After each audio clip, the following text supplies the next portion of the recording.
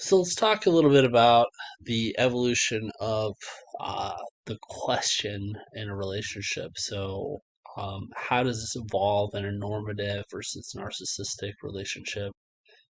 Um, it's and it highlights the distinction between narcissistic traits, which is normal.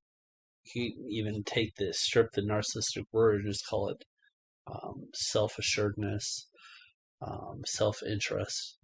It's a normal disposition, um, versus somebody who's addicted to uh, self-building, addicted to self itself, the false self, um, compulsively propping up the mask.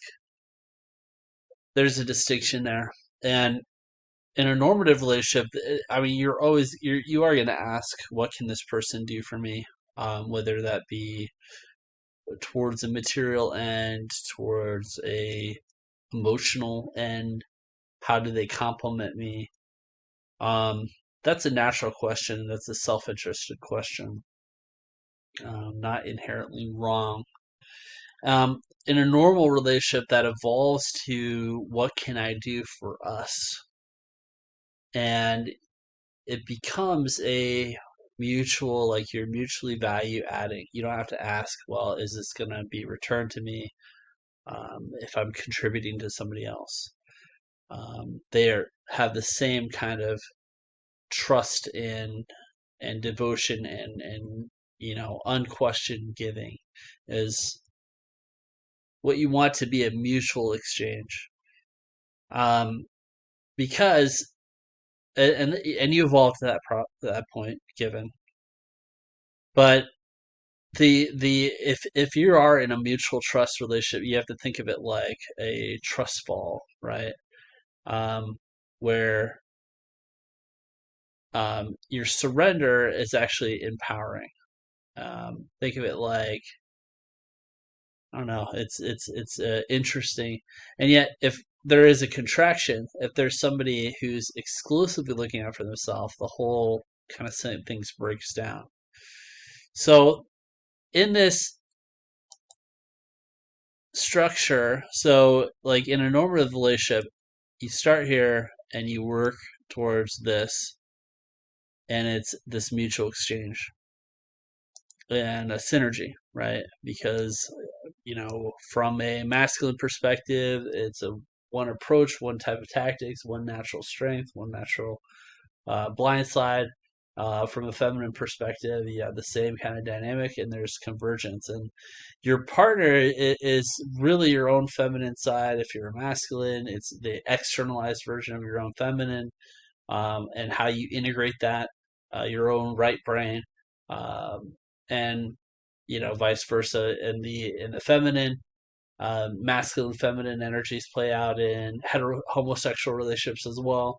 You'll get similar kind of chemistries, and what it is energetic specialization and cooperation and convergence and synergy, right? So you're both expanding, deepening your polarity, and balancing with the other polarity.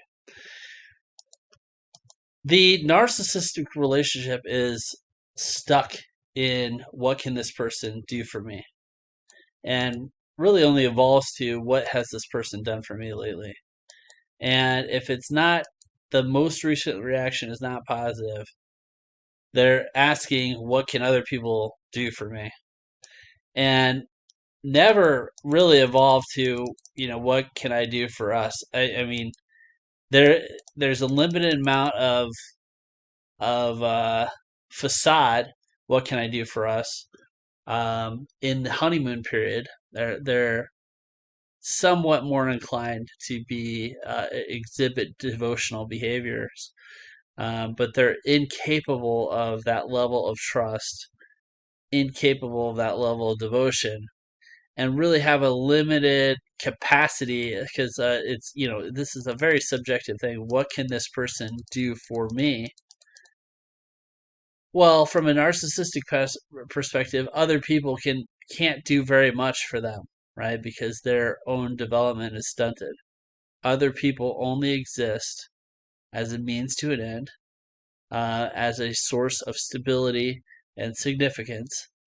And once that gets exhausted in a positive sense, then you start to look for stability and significance. Well, maybe somebody else can make me feel complete, even though internally I'm incomplete.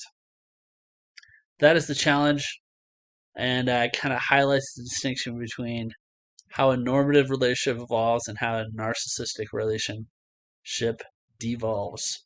Thanks for listening.